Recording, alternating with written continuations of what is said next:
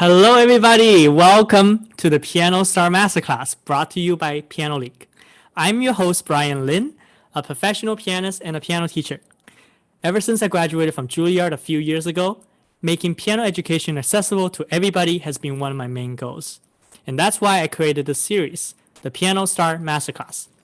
It's a 30-minute Star Talk interview with a guest teacher, followed by an hour of real-time, one-on-one virtual piano lessons taught by the guest teacher. During the live stream, you can ask us any question in the chat, and we will do our best to answer them. The Piano Star Masterclass features piano experts coming from a variety of backgrounds, ranging from experienced piano pedagogue, professional concert pianists, to conservatory professors, giving you a ton of different, fresh perspectives. And of course, you, your child, or your student can also sign up to be a performer for these classes and get a chance to perform for a live audience. To sign up, simply go to thepianoleague.com/masterclass. Now, I'd like to introduce our guest teacher today. Born in Kazan, Russia, Dr. Elena Nezhdanova made her orchestral debut at the age of 8. In October 2015, she performed Tchaikovsky's first piano concerto with the Sichuan Philharmonic Orchestra in Chengdu, China. As an avid chamber musician, Elena is a co-founder member of the Nezhdanova-Plechek duo with Czech cellist Dr. Roman Plechek. Many years of interest in and research of physiology of piano playing brought to her the opportunity of being commissioned to write a review of Irina Gorin's piano method, Tales of a Musical Journey, published by the Clavier Companion magazine in November 2017. She is currently appointed as artist in residence and collaborative pianist in residence at Janacek Conservatory Summer Cello Academy. Everybody, please join me in welcoming Dr. Elena Nezhdanova.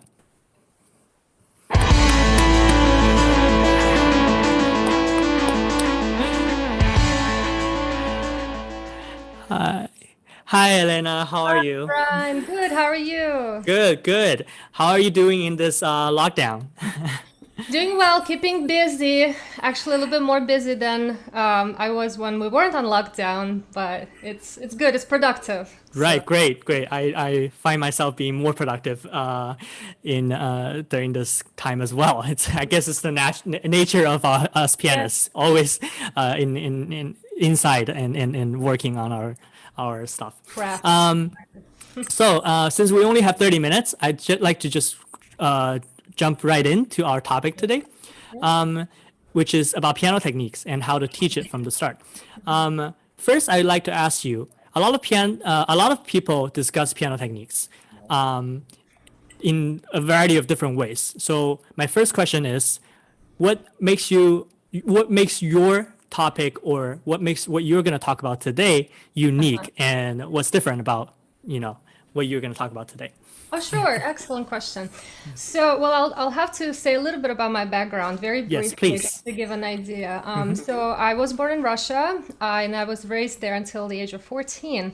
So I was actually lucky enough, I guess you can say, to attend a elementary music school in Ulyanovsk.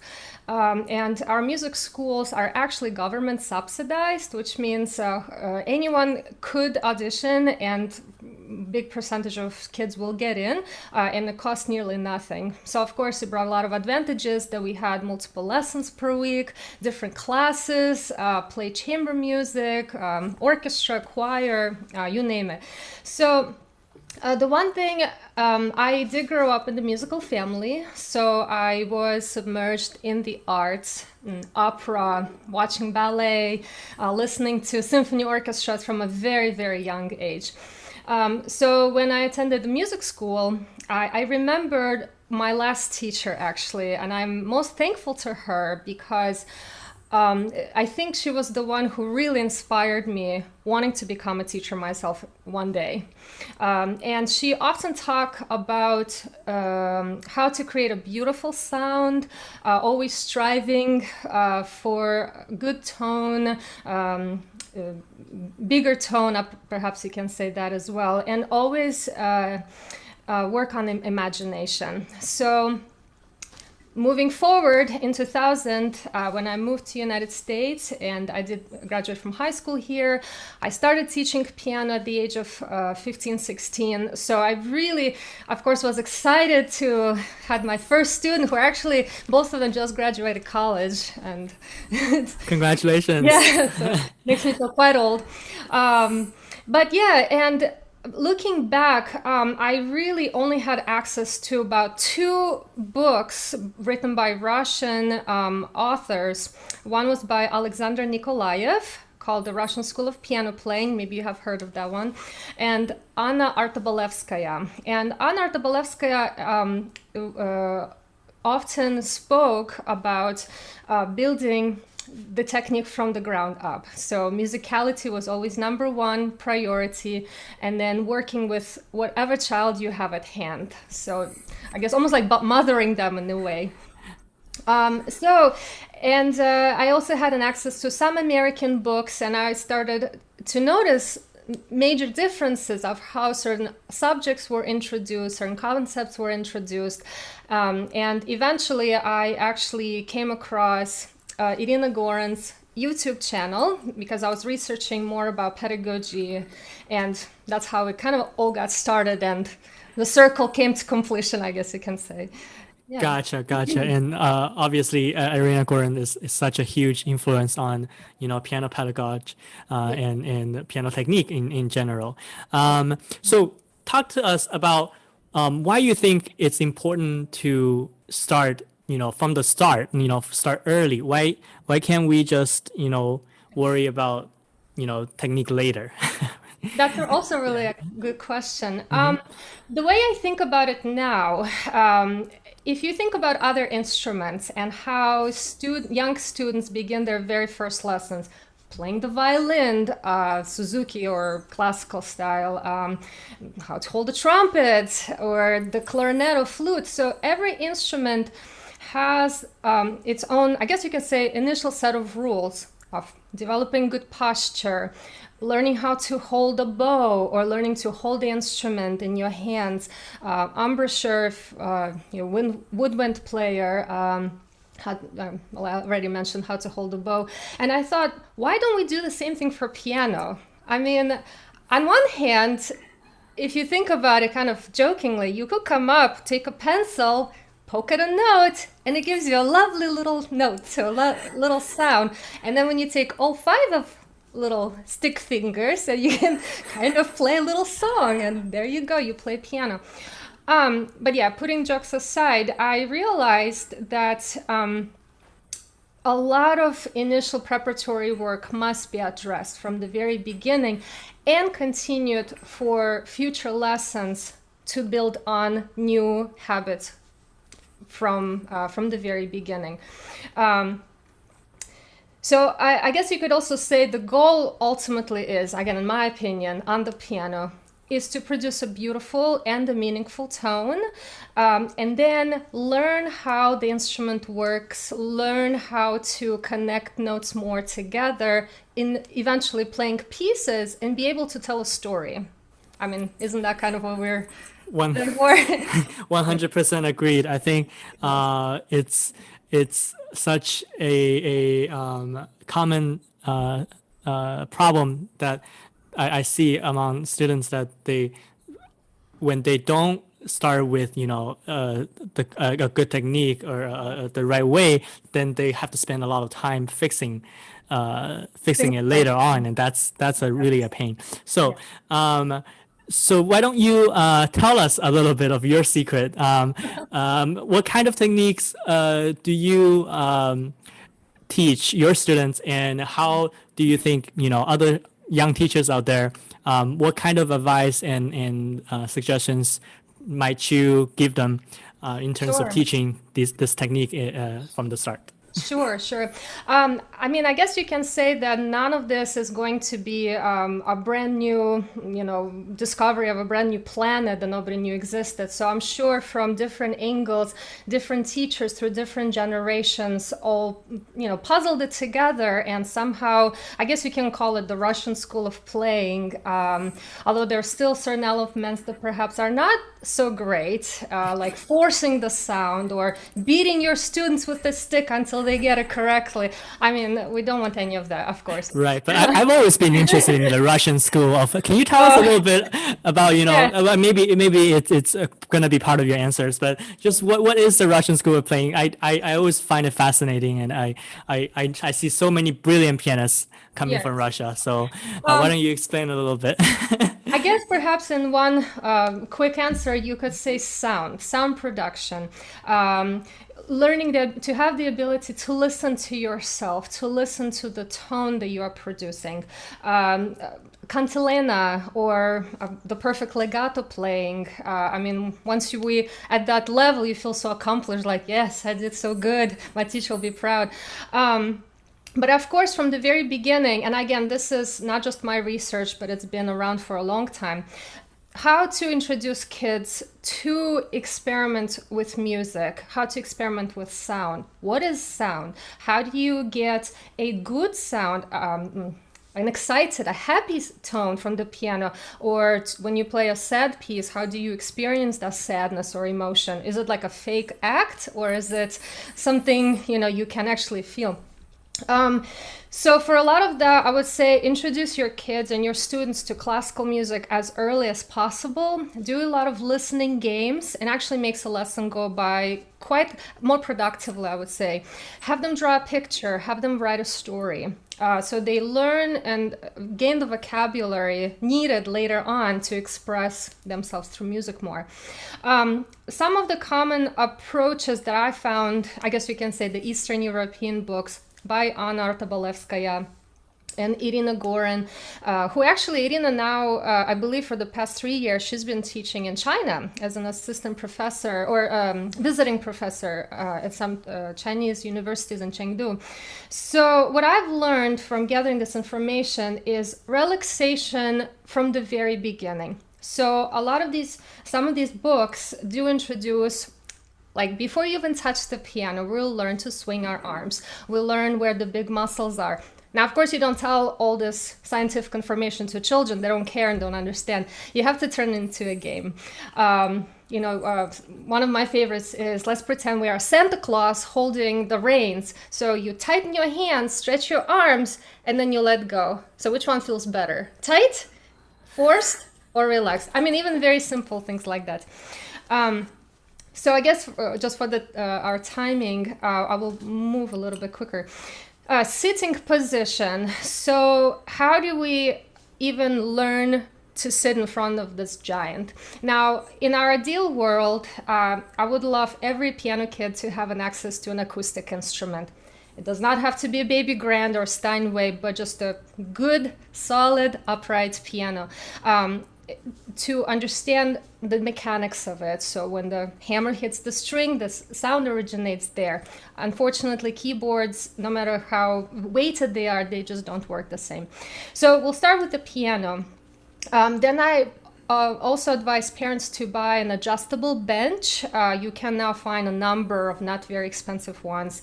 How high you're sitting. So one thing I actually learned from Irina, I thought was quite ingenious, is to think about where the location of your belly button is and match it to the white keys. So that's how high you need to be sitting for a child. Now, for grown-up people, of course, at that point, we figure out what feels more comfortable. You do need to have a footstool or a pedal extender. So if the kid cannot naturally plant their feet on the ground and they're dangling them, you absolutely must have something solid to have them plant their feet. And then if it's a pedal extender, they can even practice with the little fake pedal. And another thing, how they're sitting and their posture before they begin playing. If you taught for a number of kids, you may notice they immediately want to jump in. They want to experience, and it's so beautiful. But playtime is wonderful, but let's have a learning time, right? Yes. So through games, through kind approach, through perhaps even guiding your students' hand, show them how we're supposed to be lifting our hands. So where's the weight originating? Why do we need to keep a floating and relaxed wrist? And eventually it all kind of builds onto each other.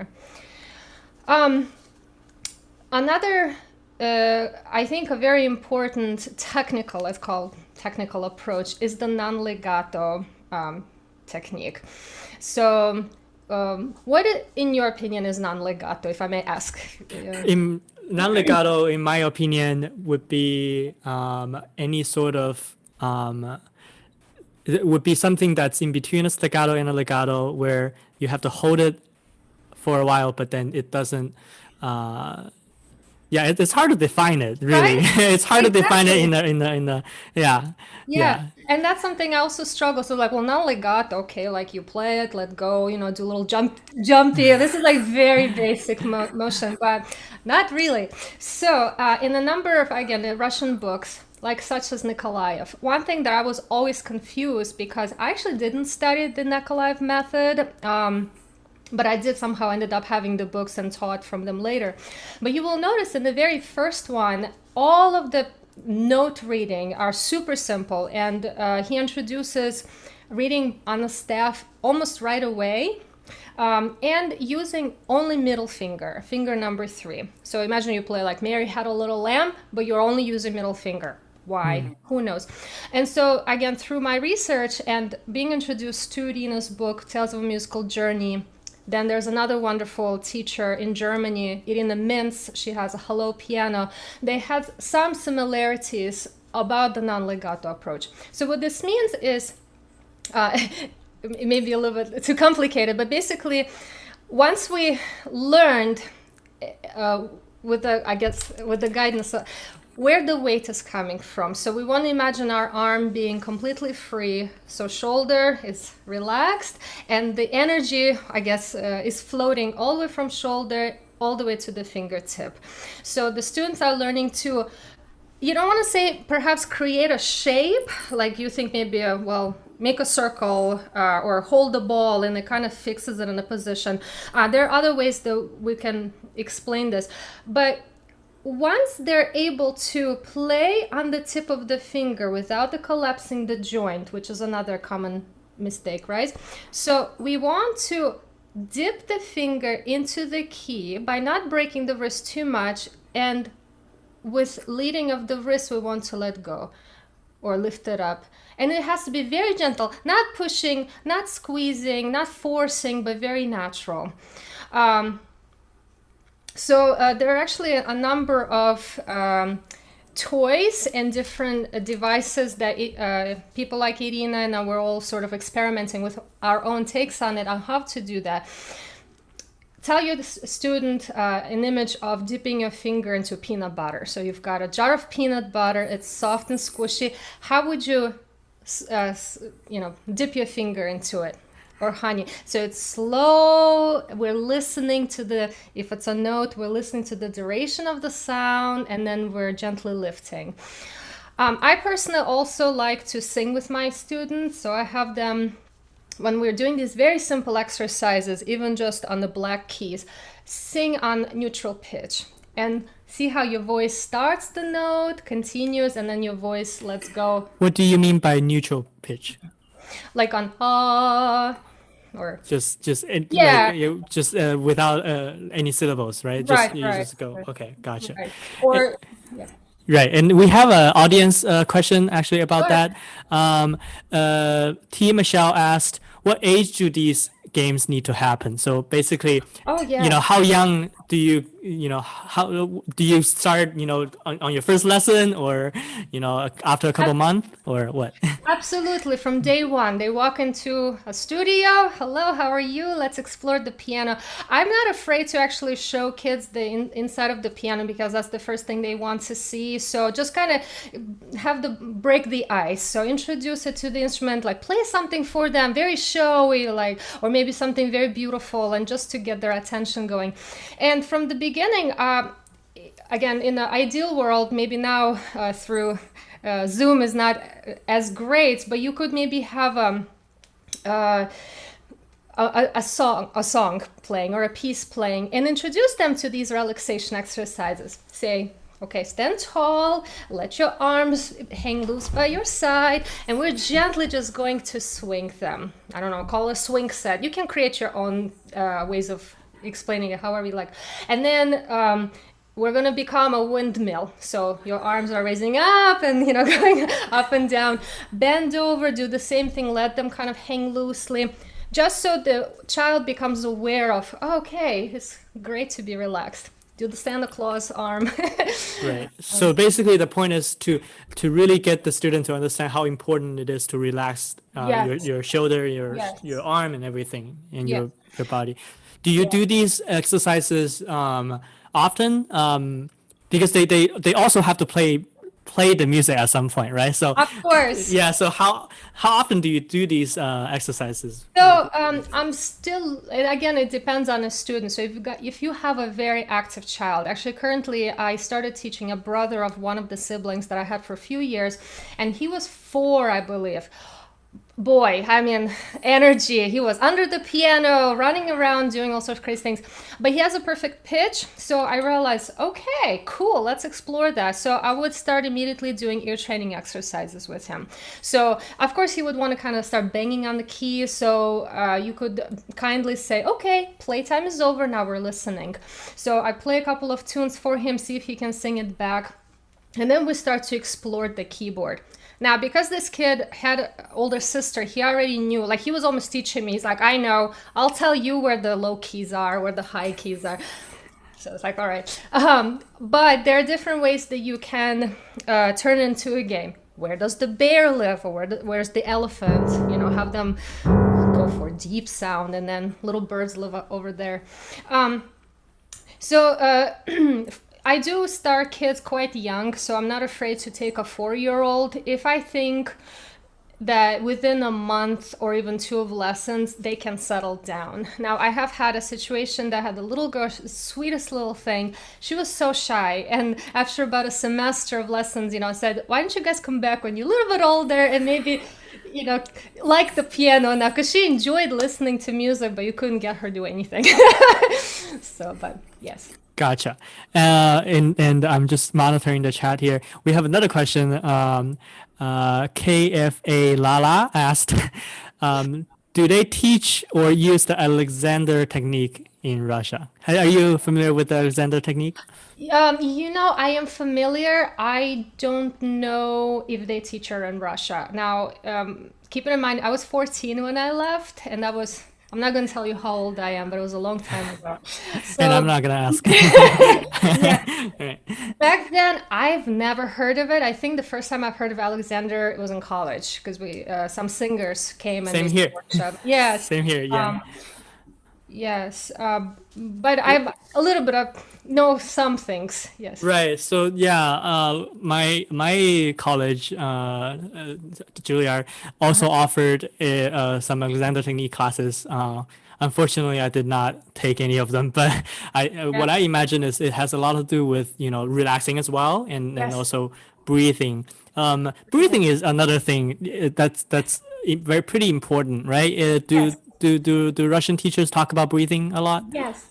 And I can actually show you one quick thing, if I may. So we call it, or you can call it whatever you like, really, but let's call it traffic light. So first, you make sure that you sit tall. The bench should be moved further away. I want to sit on the first 1/3, 1/4 of the chair bench. My belly button is with the level with the white keys. And then we just let our arms droop, very simply. When you're ready, we lift our arms. Again, we want to be leading with the wrists. Not my arms, just jump immediately. Take a big breath. Now, of course, I'm making quite loud, but that's for a purpose. And then, when you're ready to begin, we prep again with the wrist. Now, while the fingers are still on the keys,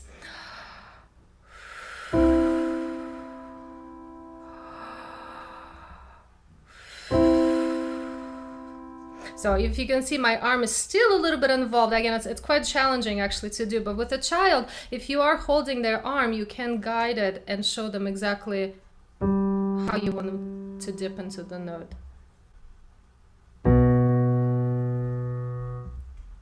So it's actually a bit challenging because you really want to control it and not control at the same time. So, and the same thing, let's say if you start with Mary Had a Little Lamb, right, on the black keys. So we only use a middle finger. Let me show you with my arm, right arm. So alignment, let's check the alignment.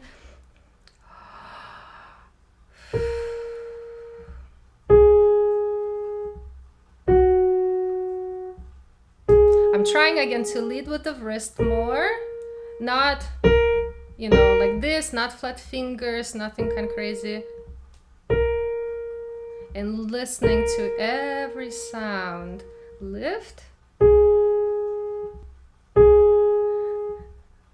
So if that kind of gives an idea. Yes. That was very, very.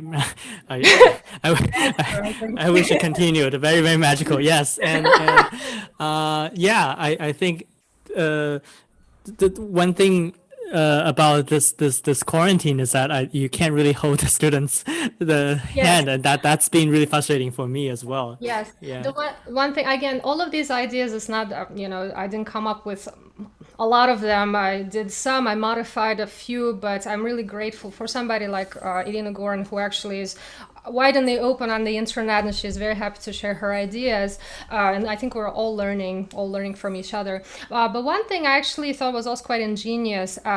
She used a hairband. So girls, you know, when we go for a run or want to keep our hair away from our face, you let the hairband, I should have actually brought it in, hang it down. A parent can do it. So say, Mommy, Daddy, come up here, you know, let's turn into a game. So we're like a butterfly. So you take the hairband and move your child's arm like a puppeteer. Say, okay, you're a puppet, you're not doing anything, give me your complete freedom, and just do these sort of exercises. So, and kids love it because something different. You can also try, again, this is all you can get online, these cute little hairbands. So it's a hairband with a little butterfly. You could make one if you want, but like a little dragonfly. We also put it for very little kids up here. And I'm pretend we're little butterflies. That's the advantage of female teachers. I feel I don't own any any hairbands. I wish I had, but I might get some after today. Yeah. It could be anything. You know, I have also done with boys. Of course, boys are, I don't want a butterfly in my hand. Draw a cute smiley face. Take a little mark. It's like, okay, it's not permanent. We'll be fine. So put a smiley face and let them kind of watch their smiley face. You know, whatever. It's endless. Right. One thing I noticed about, and we have only like a few minutes left. I definitely want to ask. One thing I noticed about Russian pianists is that they not only do they have a really relaxed posture, their hand is super strong. So on to that end, you know, because when you do relaxation exercises with students, sometimes their hand gets too relaxed and their hands become like this. What do you do about that when that happens? If it's corrected and taught from the very beginning, and if a parent is present in the lesson and is willing to take notes and videotape and actually practice it at home, you will be able to correct this from the pretty early on. So the one thing I learned that is a good way, so I wish I had a partner here to hold me, pretend this is a teacher, right? This is my arm. So you can manipulate, like open your hand, close your hand, right?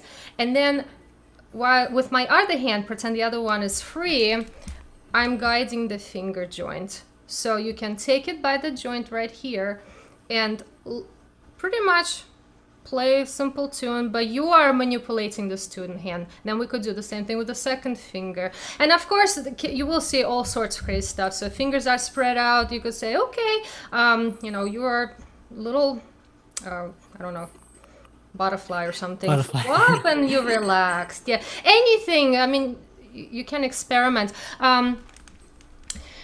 What else? Yeah, so if the students start to force the sound, and I do notice it quite a lot, they feel awkward and they're not quite sure what they're supposed to do. So let them experiment. And again, that's just my opinion. Let them experiment, but don't be afraid to correct in a kind manner. Don't say, "Oh, you got all wrong." Like, don't do that. It's horrible. Make them feel comfortable. So as soon as you see them not doing something correctly or you are happy with, be able to fix it on the spot, basically.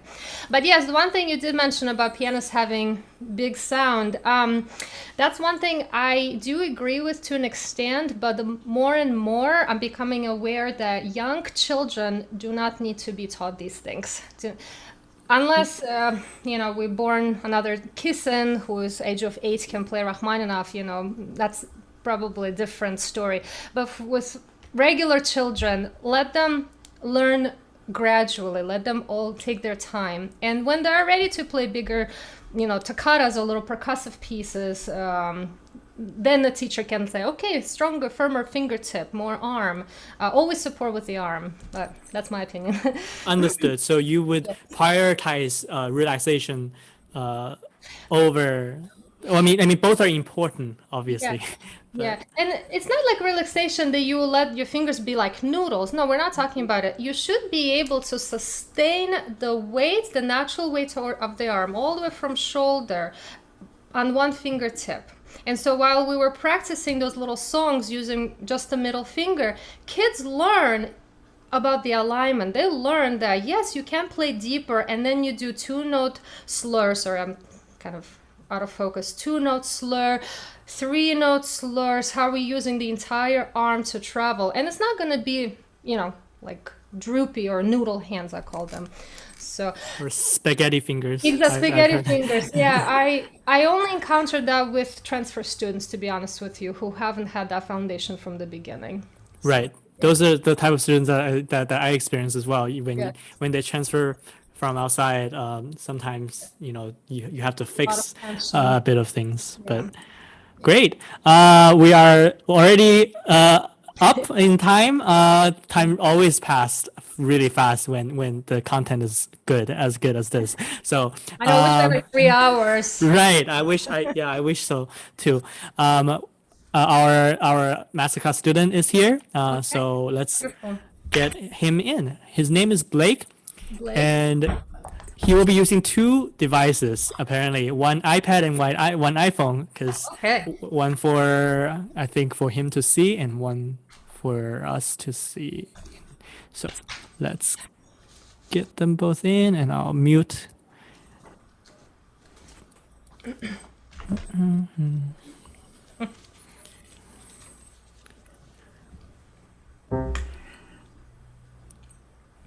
Hi, Blake. Can you hear us?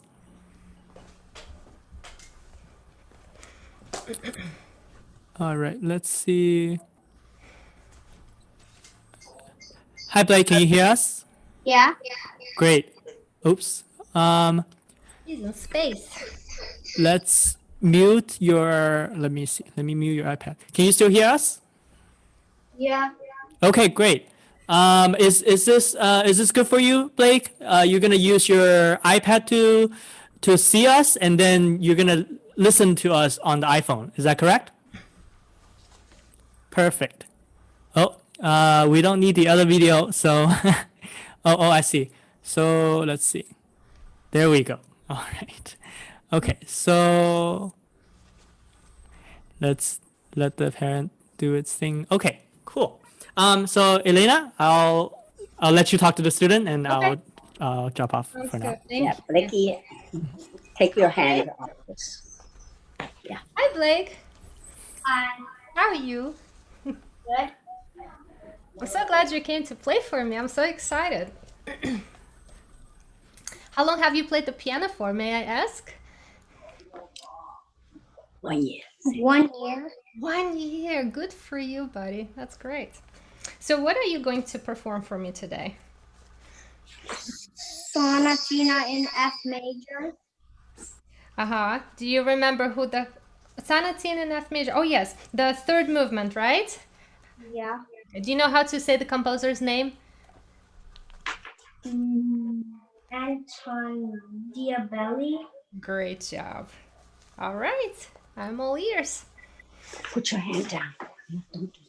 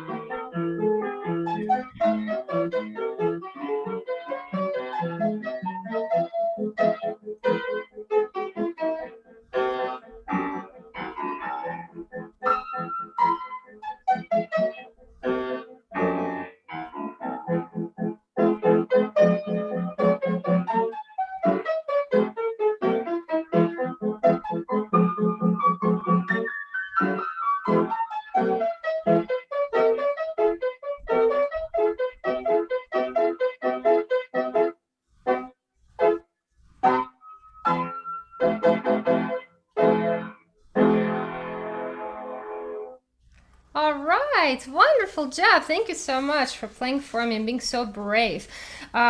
Yes, so I really enjoyed your spirit for this piece. I heard a lot of humor, which is very important. What do you think about this piece yourself? Do you imagine anything? Not really. Not really. Okay. Well, let's start from the very beginning. How about that? First of all, buddy, can we ask your mom to help you find something that you can put on your bench, and we're gonna have you sit taller because I think you're gonna feel so much more comfortable this way. It could be a pillow or a folded blanket or a phone book. So, and also, am I seeing a pedal extender on the floor?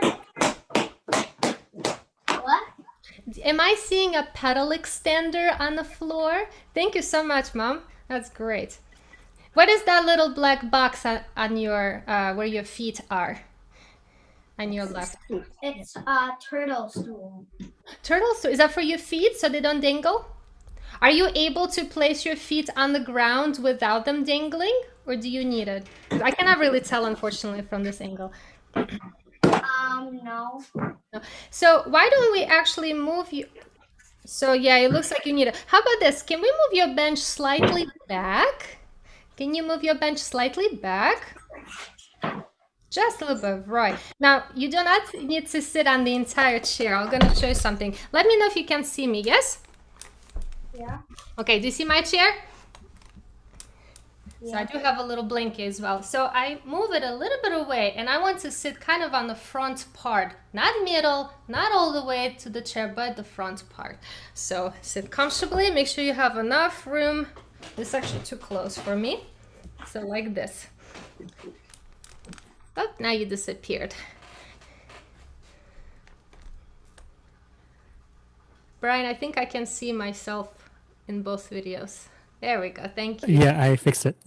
Thanks. Awesome. So now, how about your feet? Can they reach the floor?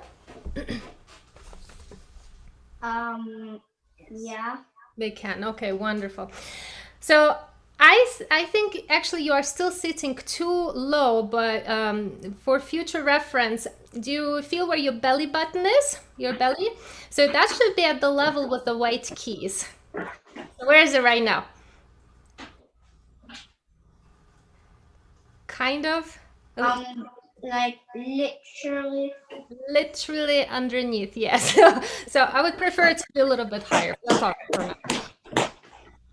Okay. So, oh, thanks, Mom. That's awesome. Look at you. Now try to put both of your feet underneath the pedals or close to where the pedals are, just a little bit. Yeah, so it looks like you're going to fall off. All right. So let's bring that footstool for you one more time. Do you have it back?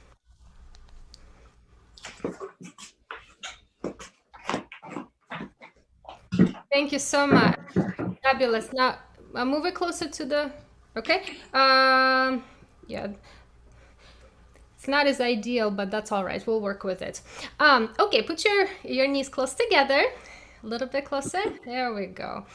All right. Now, Blake, I would like to teach you one thing before you want to start any piece. Now, do you enjoy performing in recitals or any contests or anything like that? I have. You have? Do you like it? Not really. Not really. Okay. So let's pretend on not a nice day, we don't feel the best. For example, maybe, it's raining outside, but you still got to perform. So there are a couple of points that you can try to get yourself a little bit more focused, more relaxed, and think about the piece that you're about to perform. So what I need you to do is leave your hands on your lap. Sit nice and tall. Imagine that you are like a horseback rider. So have you ever ridden a horse before? Yeah. You have. What does that feel like when you're sitting on a horse? Can you describe it? Like I'm basically sitting on something, and then it keeps like bobbing. Bobbing. Okay, but how are you making sure that you don't fall over? Because it's not like you're sitting on a couch, right? Like watching TV or anything. I also am holding onto a rope. Holding up to the rope. So can we pretend, like right now, maybe even close your eyes, pretend you're on a horse. So we're about to take off. There we go. Can you sit a bit closer, just a little bit forward? Just a tiny bit, yes. Okay. So now the next thing is our arms are going to float up to the piano as relaxed as you can. And we're going to take a big breath. So let me see if I can show you. So... Wait, I'm not playing yet, so in this step we really shouldn't hear any sound. Let's try that one more time. So sit nice and tall. Very good job. Lift your arms, let them float up, and just comfortably leave them on the piano keys. Okay, good. Now, is this the best position for our hand? Should our wrists be down like this? Can you see me in the video? No. Okay, now before you begin to play, we're gonna lift again the right hand, take a breath. Wait, wrong keys, sorry. But only after you've prepared. So, but you're right now, your arms are kind of droopy, so the fingers are not ready to play just yet. Let's try that one more time. So put your hands on your lap. There we go. Okay, take a breath in. Sit tall. Lift your arms. Bring them to the piano keys. Relax. Wait, but don't droop your wrist. Don't droop them. Here we go. Breathe in and start.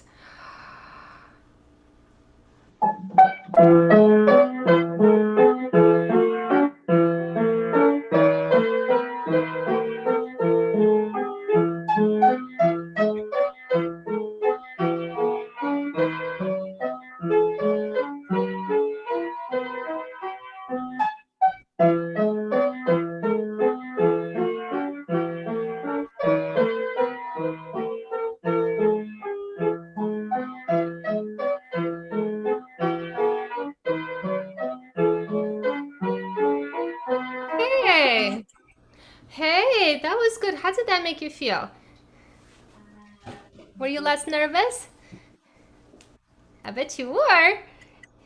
Yeah, it sounded calmer. That was great. Now, I would like for you to, I know you said you haven't thought about it, but do you like reading books or stories of any type? Harry Potter. Harry Potter.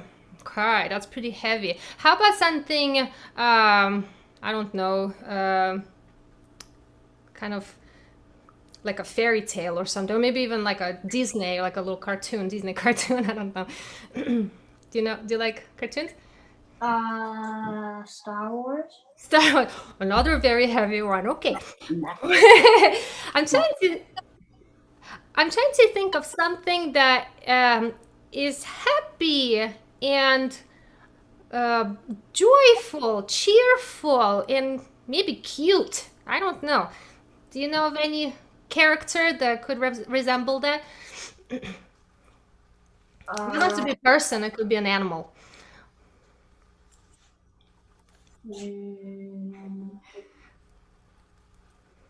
So, like, whenever your right hand is playing this little descending scale,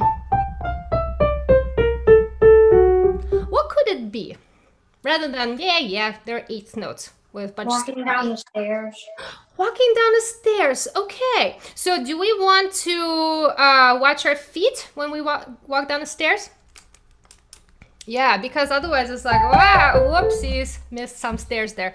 So could you try for me just your right hand one more time? And what we're gonna do, we're gonna watch our what is this called? The knuckles, right? This part, the shape doesn't collapse as soon as you play your 5th finger. I know it's quite difficult to do at the beginning, but try to move your arm slightly away from your body so the big arm, the big muscle is there to help the 5th finger. So in other words, try not to kind of hit it this way so your whole this part is kind of like hanging down the keys. Keep it above, elevated. Could you try that?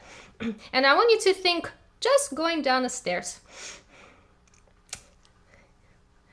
So, yes, good job. You remembered. Lift your arm, breathe in, prep. Wait, it's already hanging down. So can you place it closer to the black keys? You're doing so great. Closer to the black keys. There you go. That's a little too far. That's like we ran away. Okay, go ahead. Prep.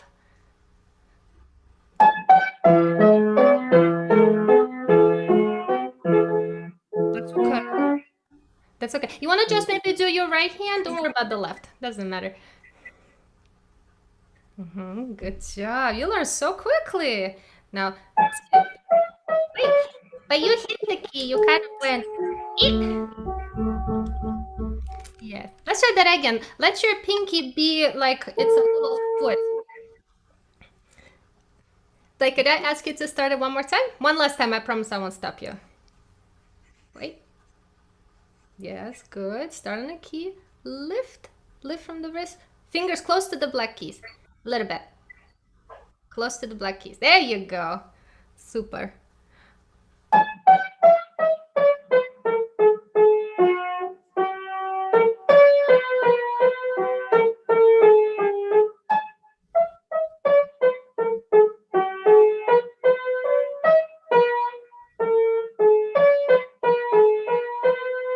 Yeah.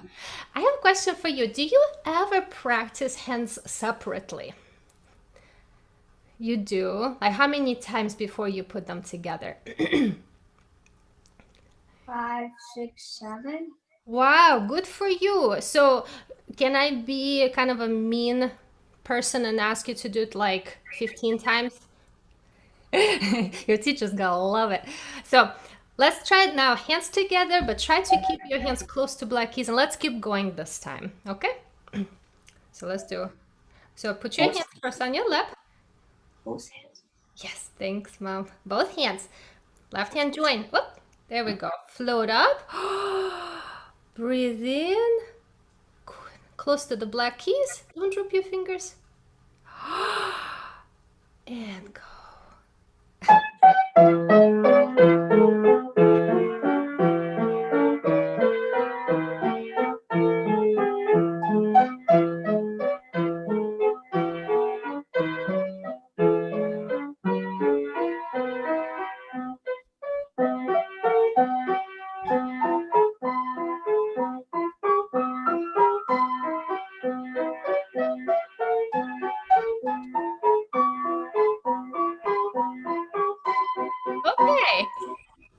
that was great. Okay, so we walked down the stairs, and the next part, what do you think this means? What are we doing? I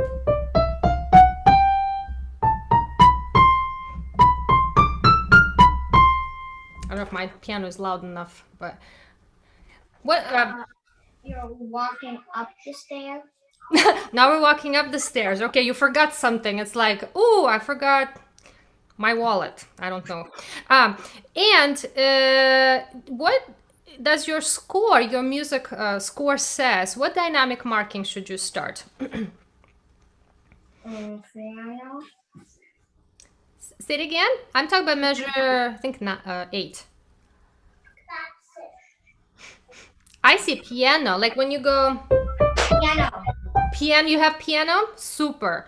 What do you have in measure 11?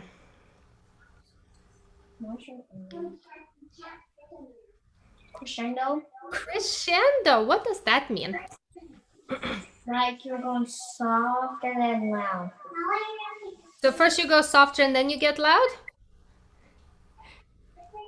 Yeah. Are you sure? You start softer or a little bit on the quieter side, so you have a room to go, right? So otherwise crescendo is not going to work. It's just going to be loud the entire time. I don't think that sounds beautiful, does it? So could you try that again, but try to keep both of your hands at the piano dynamics. Piano dynamic. Could you try that, please? And only here we're doing crescendo. That's a little too loudly, but.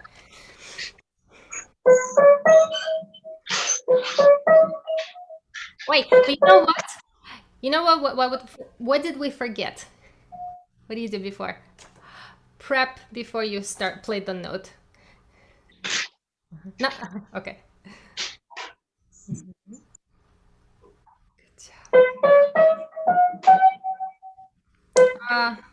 I think it's an E natural, isn't it? C, D, and what do you have after that?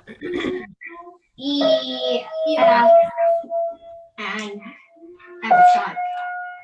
And then G. Okay, and 1, 2, 3, 1, 2, 3. 1, 2, 3, 1, 2, 3.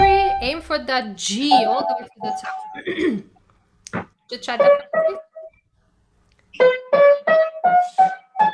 Wait. Now what you could try, could you do it in slower tempo and just say the note names out loud? C, D, E, F, F sharp, G. Let's try that. Ready? Good job. D, E, F, F. F sharp, G. Awesome. Now, I see that you don't have fingerings written. Do you have finger numbers above those notes? I'll tell you what I have before you tell me what you have. I have fingering. Yeah, what does it say? It says 1, 2, 3. 1, 2, 3. All right, should we try that? Mm-hmm. All right. You're doing great. Okay, could you now scoot forward a little bit? You're way too far. It's like we're afraid of the piano or something. That's too close, probably. Yes. You're like, who's this lady? She's so picky. Now, still a little too far. Could you move closer? There we go. Good. That's too close. A little bit. How about I'll tell you to stop. Stop. There we go. Good job. So should we try it from there? I try not to stop you.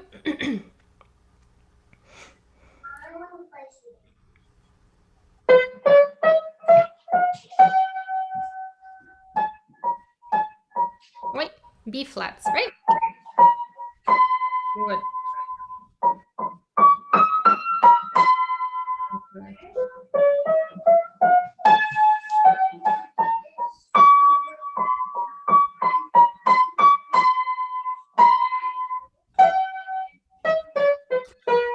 Okay. Okay. I have actually another question for you. Have you played many pieces with grace notes? Do you know what I'm talking about, what the grace note is? I've played another one. You know what it was? the German dance in G major. Super. Okay. So how do we play grace notes? What are they? So they're basically for. So they're basically, if I was doing this, Yes. it would be the other way. But what is it? Mm-hmm. If What you're is just their doing, purpose? if you're just doing it like a normal notes, then you'll do that. But in a grace note, you do. Well, you're right. So I mean, the melody really just the big notes, right? C, G, E, D, C, B, G, D. Maybe you can think of two different voices. Yeah. Thank you. So, the grace note really just makes ornaments or makes cute or pretty little gesture, I guess you can say. So, can I show you something? And this is, again, just listen to me, but feel free to forget it next time. The way I like to do grace notes so they don't hurt my hand, because it feels like it's just uncomfortable. Like, gosh, grace note, I don't want to play it. Can you maybe think of two syllables? Tita or tati. And each finger gets its own little syllable. Tita, tita, tita. Very, like almost making the actual grace note a little longer. Da-dum, da-dum, da-dum. Could you try that for me in kind of slower tempo, please? Uh-huh. Okay. Good. Could you maybe say it like what I just suggested? Tita or Lala? Great.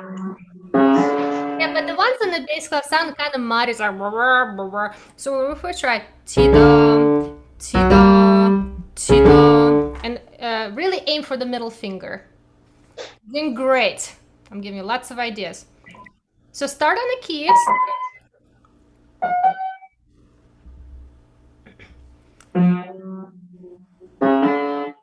Good.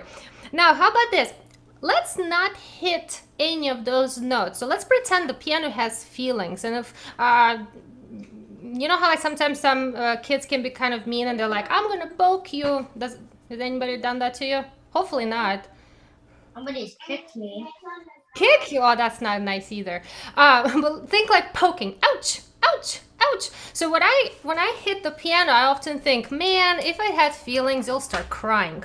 So what I'm gonna do is just let my fingers, let me show you a little bit closer, lower here. So the middle finger is the one that's kind of bouncing. Don't want to be hitting it, but prepare this one. Tita, tita, not baba, baba. That's painful. Ouch, right? Tita, tita. I'm just playing like random grace notes. So could you try that? Let's see what happens. So start the one in treble clef. Yeah, but you gotta sit closer, otherwise you're too far. Let's go closer.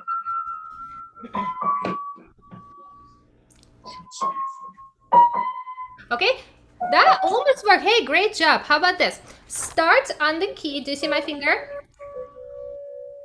Do you see my finger? So start on the key, and when you're ready to push the third finger up, your wrist is going to lift.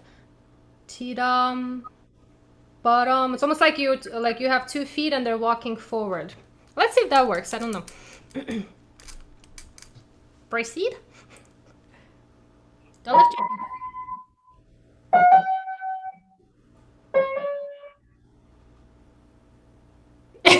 Yeah, great. Okay.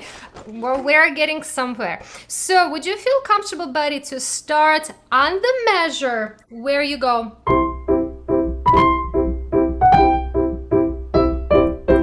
I'm trying to read it over here. Let's do it in kind of slower tempo. Could you try, please? Do you see where that is? Page measure 16.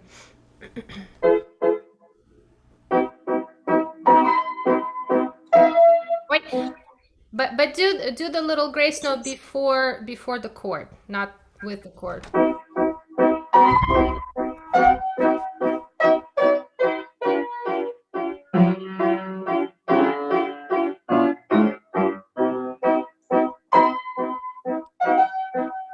Uh-huh.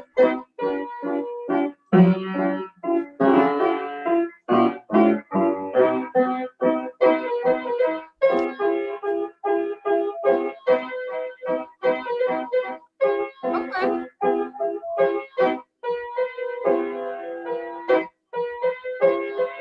Okay. Definitely something that you may want to just practice a couple of times, because you did so great. You've practiced that you did your job, and now the fingers just remember what they were doing. So now it's like, whoa, you want something different? But hey, you may want to experiment. Now, the one thing in the measure where you go, so seems kind of challenging. Can we just try the right hand by itself, and then I'm gonna have your left hand do something completely crazy? Well, not completely. Elena, after this, we might want to wrap it up after this. Sounds good. Thank you. Thank you. All right, Blake, let's go. Can you try just the right hand by itself from... Wait.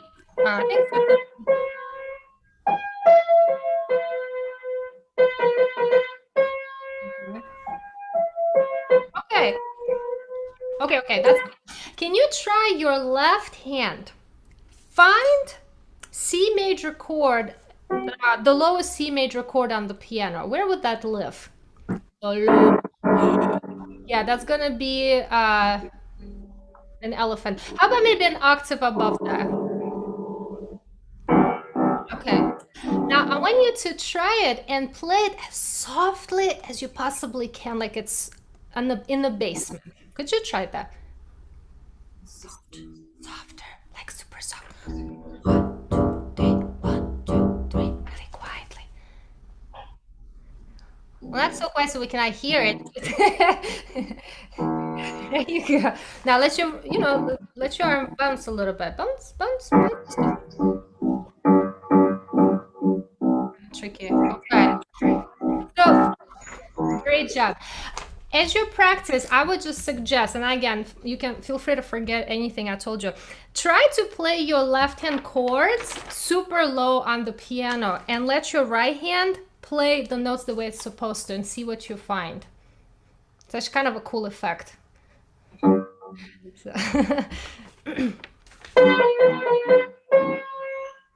so it's tricky.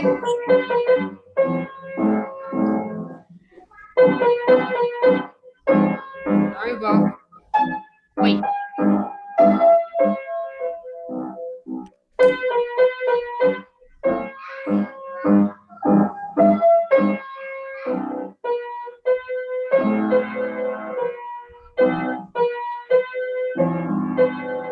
All right. Yeah, Blake. Good. Look how many different ideas you got today. So, thank you for playing. Yes, thank you. Thank you. Very Thank well. you, Blake. Thank you, Blake. Really, really great job. And thank you, Elena. Sure. Poor kid, probably scared him. He's only 6 years old. In case I haven't mentioned Oh, it before, really? he's Oh, only wow. 6, and that's really, really great job, Blake. Yes, he's doing wonderful. All right, so let me remove him from the video. All right, so we have our next performer. He's a little older. I believe he's 13, Okay. if I remember correctly. Now I feel bad. Now you can be a little meaner. I'm just kidding. Okay. All right. So let's get him in. His name is Colin.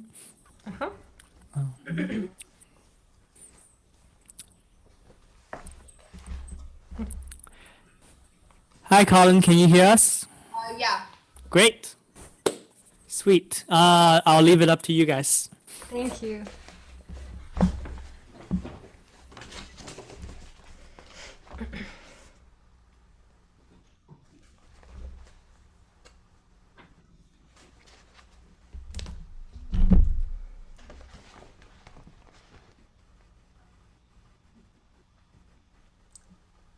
You can you can start if you want, right? Elena, can he start or?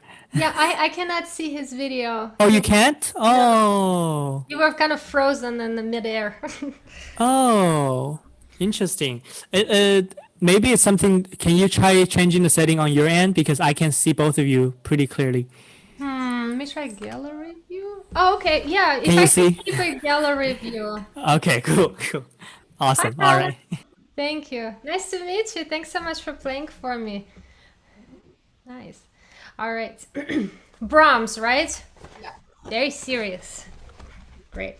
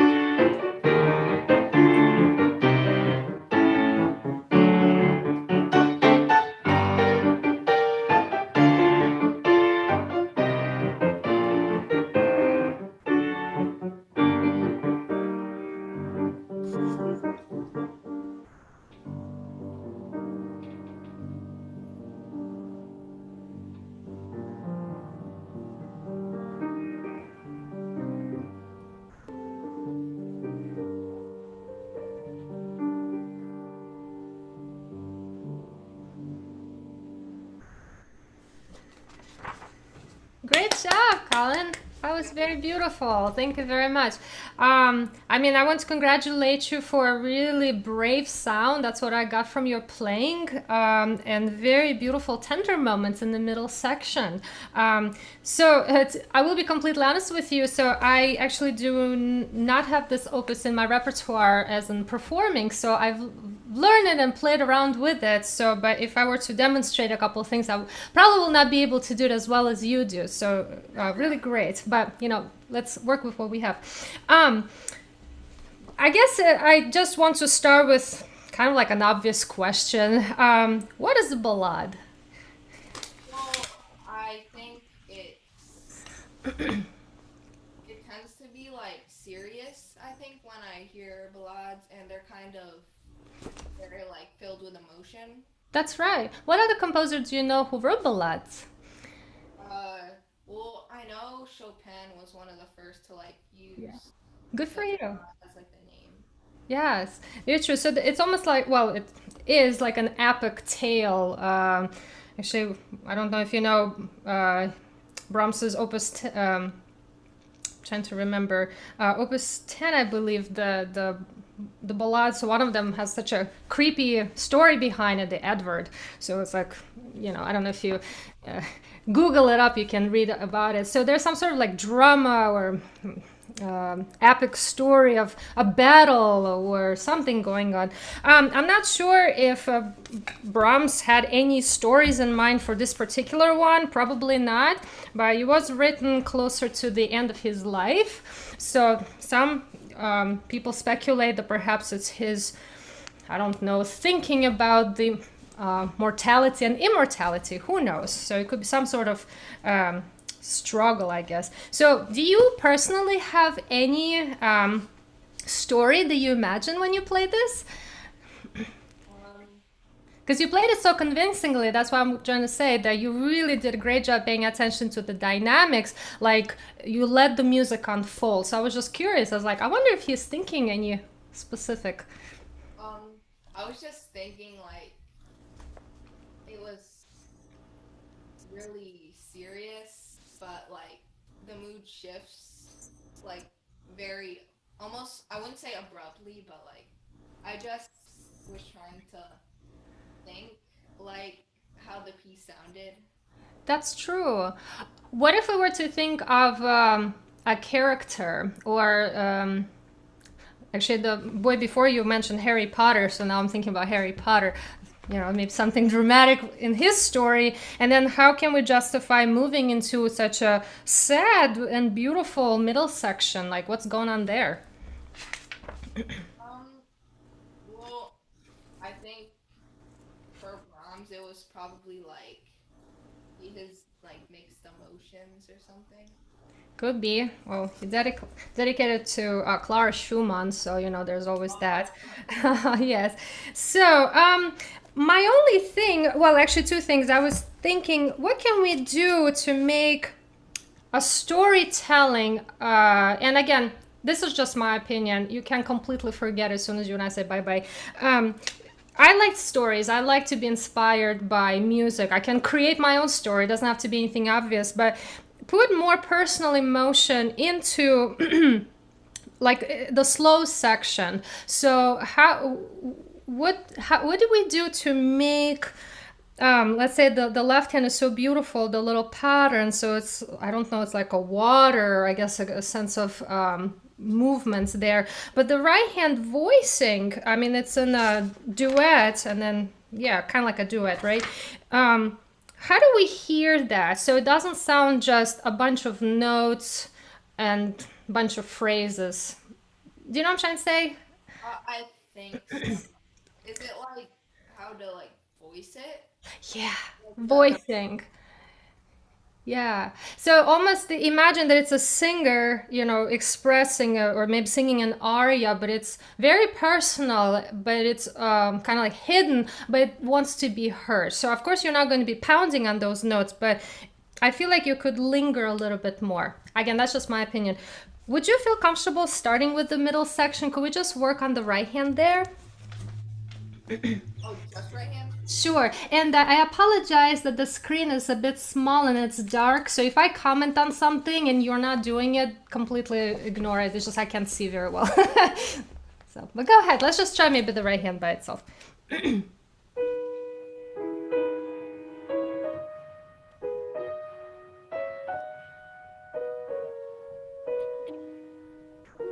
Okay. That's beautiful. I will just also stop you for the time's sake. Are you using a pedal right now?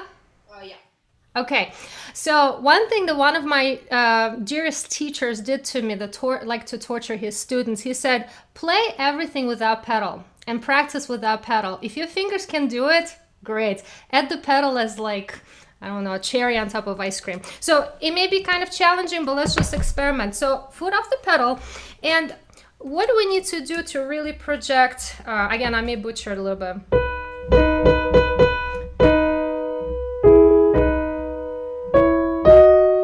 I would have to figure out a better fingering there, but could you try? Lead with your with your arm.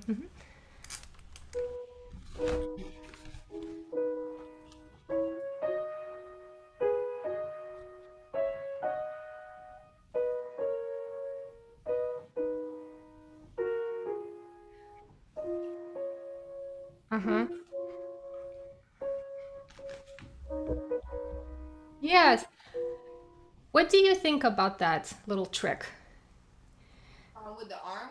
Mm-hmm. Or are you actually playing even without the pedal as a practice? Oh, well, it's always like when I try to do it, it's like sometimes it's frustrating because like I'm used to doing it with a pedal and then Right. And it's like, oh, I don't know, the carpet was removed underneath my bench or something. Yeah, it's a little uncomfortable, but this is a good way to practice. Another, again, this is just an idea. Try linger on the top note. Again, the way I see you, it looks like you're leaning away. Now, this may feel like an artistic thing, like, oh, we want to feel the music. Don't feel it so much from your body. Show us it more with the sound. So when you linger on the top note, can you just, as a practice, let go of the thumb? And just, I guess you can say, rest on the top part of the hand. And imagine that the thumb is completely separated from your hand. So these fingers and the thumb is its own character. Loosen it up.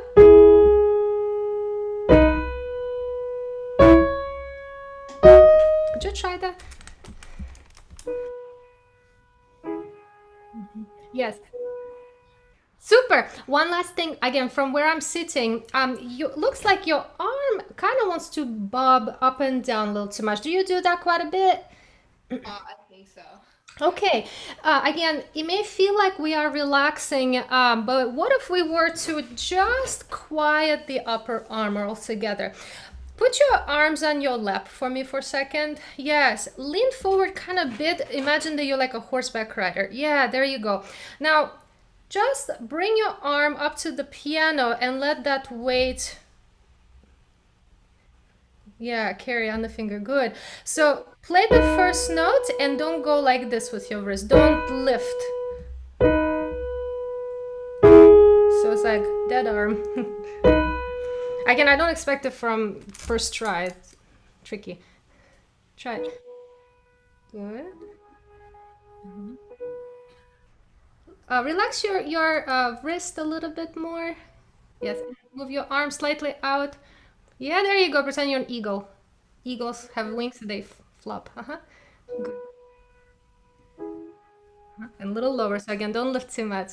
Yes. So again, we're not going to bore everybody, but that's one way you may consider to practice to bring out the melody more. Yes, and there are a couple of things I circled after measure 57, where it gets a little murky and a lot of suspension. So I'm thinking.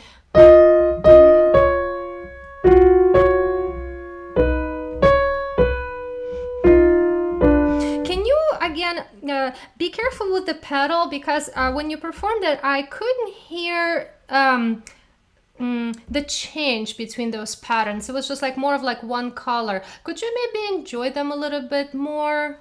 I don't know really how, like more this one, maybe less this one.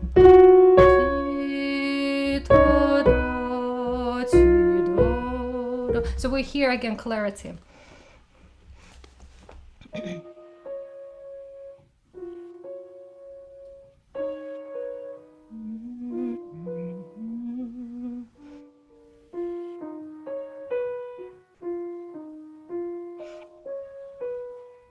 Yeah, and this again, in my opinion, because you have a crescendo, maybe you could shape it more. Sorry, 1 and 2.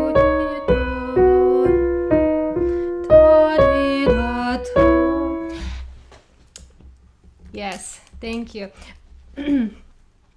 So maybe let's try that from 63 once.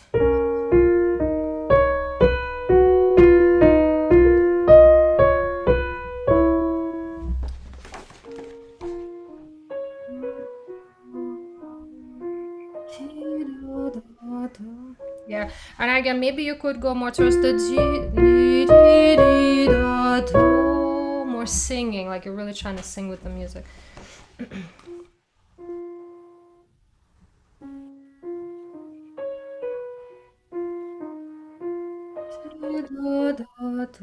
Yeah, yeah. Do you play a lot of Bach? I played some. Please say yes. Yeah, I played. Okay, what Bachs have you played? I've only played the inventions and maybe like a couple minuets when I was little. Younger, right? Good for you. How many inventions have you? Have you done sinfonias? No, not Okay, symphonias are more hard, much harder because it's like three voice, right? What is ultimately the goal, like us as piano players? What do we want to, or learn to go through? I guess like little preludes, the two-part inventions, the symphonias, and ultimately we want to play what? It's okay if you don't. well, evenly. That's true. The well-tempered clavier, right? Oh yeah. So I'm thinking fugues in general. So I assume you didn't play a fugue. No. Okay, this is Hand separation, like, because I know it's like 4 parts or something.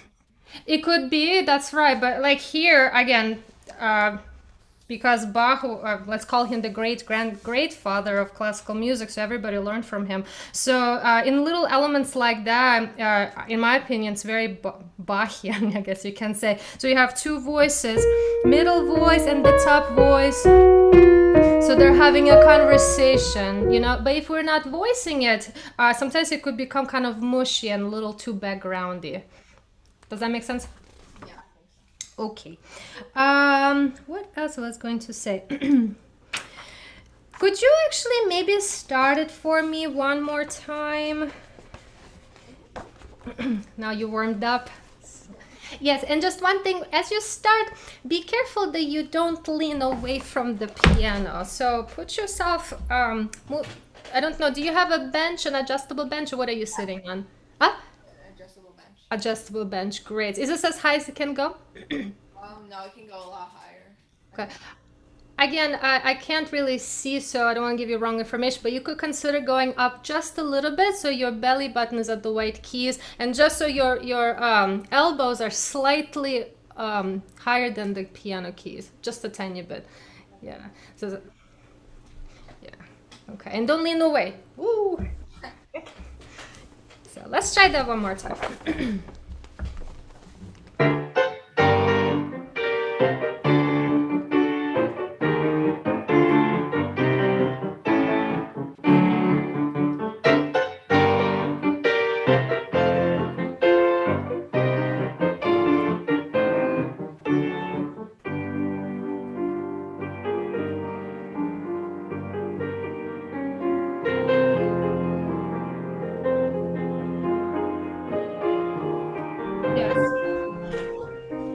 Yes, great job. One thing at the very beginning, do you at all feel tense? Do you feel like when you start? Yeah. Boy, tensions, like if it could disappear, everything would be magical. Yeah, it's hard. Again, anything I say right now, take it or leave it, but you may want to consider just to practice it. sometimes what it helps, just even mentally release the tension. Again, I'm gonna butcher it.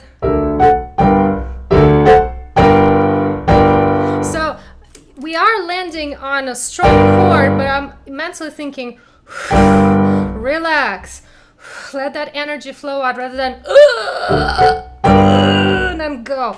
That will not help much. Could you maybe try it in slow tempo? And you know what? I do think you sing a bit too low. Can we crank it up a little higher? Okay. Yeah. And if your teacher says not to, you listen to your teacher. So a little higher for me. Yes. It's getting there. Maybe a little bit more. Does it feel weird? A bit. Not A really. bit. The reason why we want our elbows be above the keyboard is to, again, we're talking about free arm. The energy gotta flow to the fingertips. So one way to think about our arm being like a hose. So like when you water flowers in the garden, for example, what happens when you step on the hose? Like you water, water, water, whoop, somebody stepped on it. What's gonna happen? Yeah, the water flow stops, right? So imagine that this tension is what kind of stops the sound from flowing. So when you, even if you sit higher, it already can float freely. So I don't know, just try it. Last, keep breathing. Keep breathing. Let's take a big breath.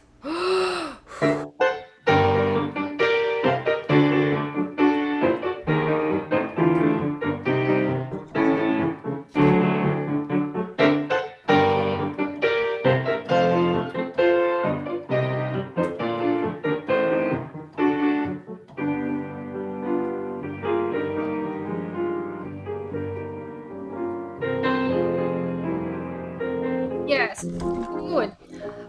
I mean, from what I heard, it sounded already much better. So, again, keep working on your voicing. So, in measure 10, when it picks into measure 11, where do the top notes, the little melody notes, go? The little pickups. Let's see. G, A flat, B flat. What are they doing? Like where's the phrase going to? Yeah, yeah. Because they're pickups, right? Pickups are not accented. I think they're probably going to the B flat. Yes. So one thing you may consider, again, as a practice, could you sing it? So when you get there, just think of melody.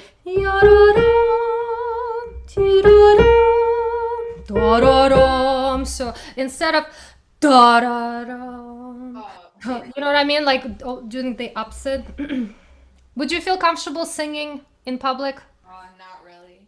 Okay, then under your breath. Like as quiet as you can feel comfortable with. Okay. So and play and sing.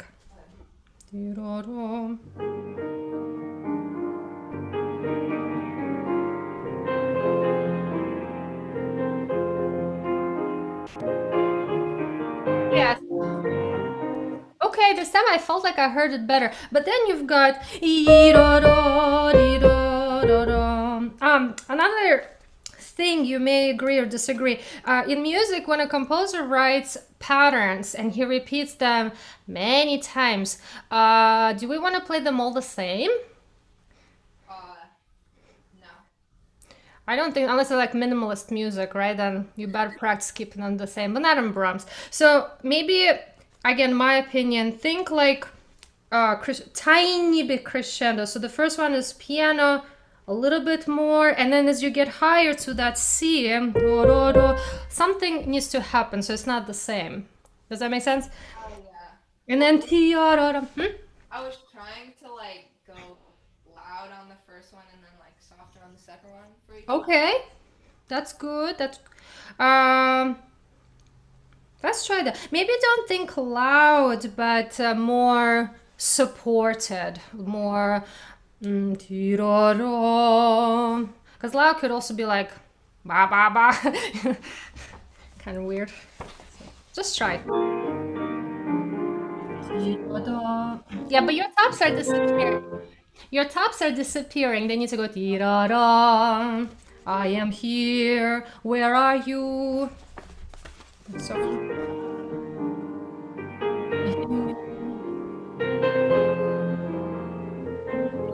And then go. Breathe.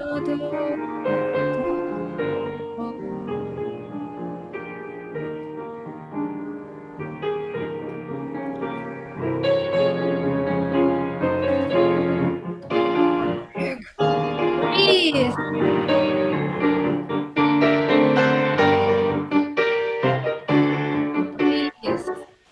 I'm so sorry. I'm saying breathe. Keep breathing. Breathing is very important, especially in performance. The one thing I would suggest, do you ever practice in slow tempo? Yeah. You do? Like a lot? Like every day? Well, when I'm first learning a piece, Okay. maybe I probably do it every day, or like with a metronome and then turn it up 10 beats every Oh, day. good for you. Wow.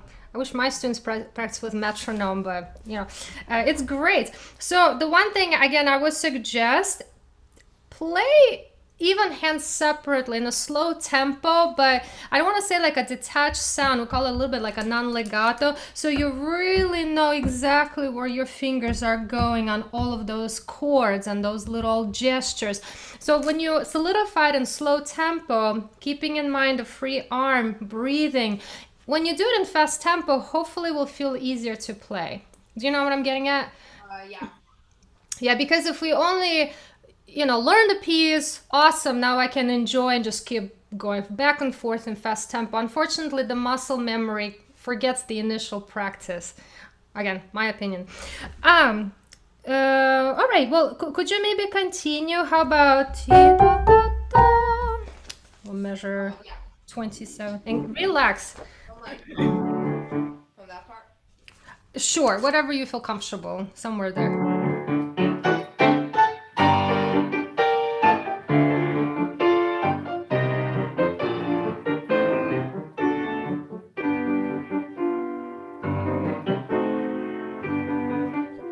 Okay.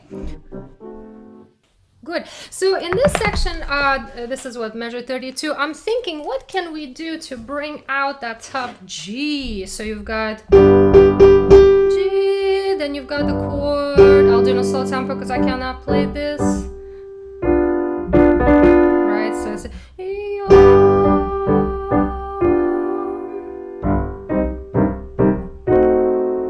G. So you see that annoying G keeps reoccurring. So what is it? What is it doing?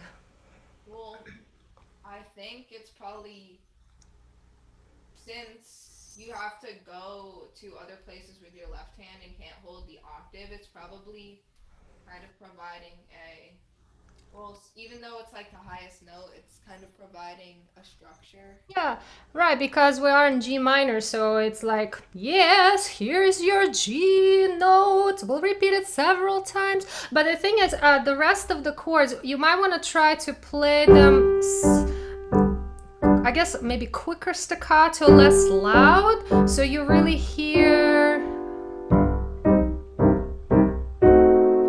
G. So one of the Russian teachers, or I'm sure there are many of them, to say the same thing. Your fifth finger got to be like a pencil. That's not a really great statement because you can actually hurt yourself. But if it's done correctly,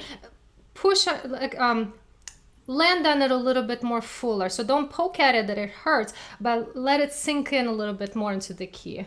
Let's see what happens. Sure, whatever you like. Okay, try not to hit it. If you hit it from the top, that's already kind of like, ouch, right? You might want to dip.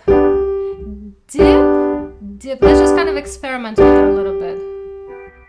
Yeah, but this is hitting, don't hit. Let me think. So I'm approaching it with my fingers already being on the keys. And it dips. Yeah, it looks a little flat. Could you maybe make it a little bit curved? Do you have a pencil anywhere by any chance? I'll show you a little trick.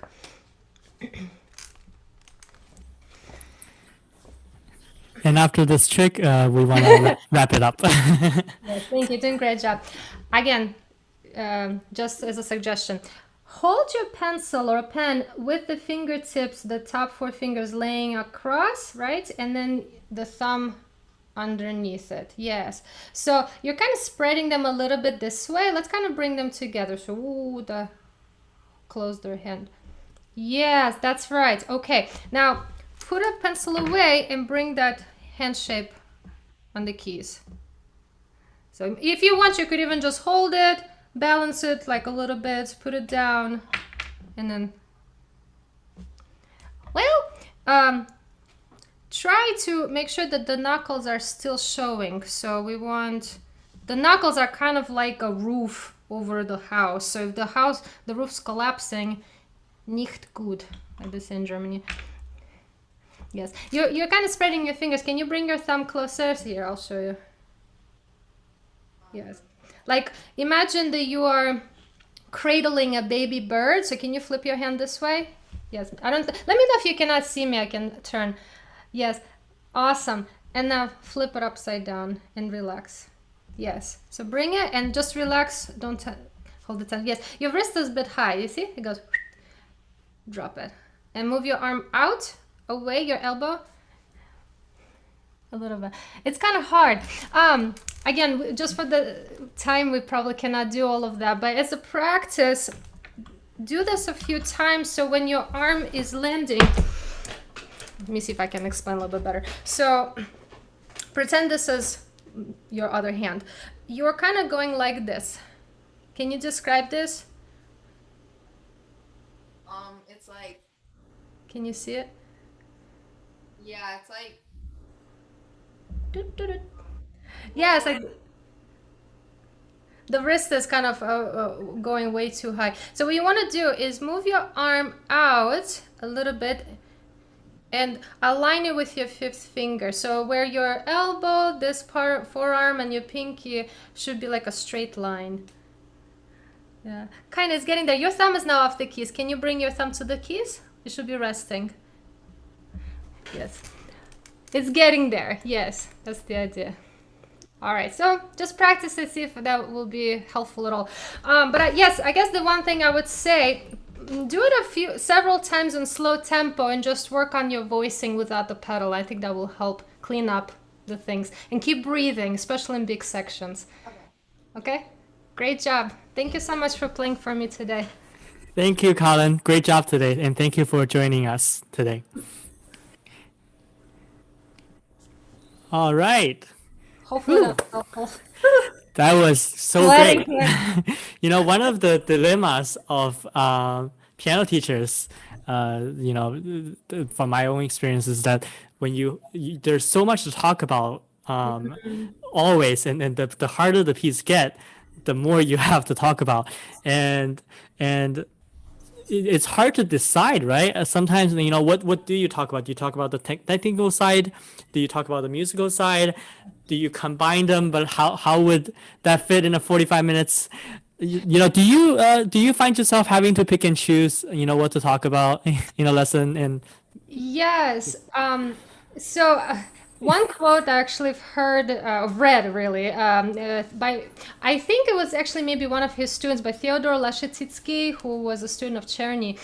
He is kind of paraphrasing his own words, but saying that there is no technique without musicality. So when we work on our technical passages, but if there's no musicality behind it, there's no point. And there's no musicality without technique. So how do we teach I guess sound production, of whether it's chords or voicing, playing a simple scale, but still being able to control it, have your body control it. Of course, essence is music, so we gotta learn how to interpret what it's on the page. But if we're also a nervous wreck and things feel uncomfortable and we don't address it and don't fix it, that creates a lot of technical problems, you know, almost leading to injuries, actually, I think. So. Right. And that actually happened to me. So the reason I became so obsessed with it, I researched Taubman technique for my own benefit. I saw some teachers really wanting to understand what is the secret. I just don't want to be hurting anymore, you know. That's a whole nother topic of the Oh, yeah. Talman technique. Yeah. About avoiding injuries and yeah, I've also read a bit about it. And I think, you know, one of my teachers at Juilliard, Yochef Kaplinsky, Yes. she's a big fan of the Talman technique as well. I've heard. Right. Great. Well, Elena, I just wanted to really thank you for doing this masterclass episode with us. It's been so great hearing your wisdom, hearing you share your wisdom with us and with the audience. Oh, my pleasure and honor. So thank you so much for asking me. It's great. Thank you. And I want to thank our audience as well for, you know, joining us and sticking with us at such a late time. Well, unless you're in the West Coast or in another country, then great. Thank you for joining us. Good morning. No matter where, yes, or if you're in the morning, no matter where you are. If you want to hear more performances or, you know, learn more about Elena, where should we go? Instagram or where can we? Sure. Find me on Instagram. I do have a YouTube channel. I go just by Elena Victoria. Victoria is my middle name. Or you could just Google my name. It comes up. And also my partner and I, we have a duo together. So he's a wonderful cellist. So we have a Facebook page. It's Nezhdanova Plaček Duo. And hopefully when the quarantine is over and we're free to move around and tour again, we always post our updates, where we're playing, what we are doing. So, and we are working on the website as well. So hopefully that will be coming soon. Sure. Yes. So definitely follow Elena on YouTube and on Facebook, her duo page. So with that, the Piano Star Masterclass happens every Tuesday night at 8 p.m. Eastern Time. If you want to be a performing student, go to our website at thepianoleague.com/masterclass. And last but not least, of course, subscribe to our YouTube channel if you want to hear and watch more piano content. With that, we finished today's episode. So Piano Leaguers, thanks for watching. Stay safe. Happy practicing, and we'll see you next week. See you guys. Let me just play the video to end. Forgot to share. See, this is all very new, very technical. All right. You're doing great. Amazing. All right. There you go.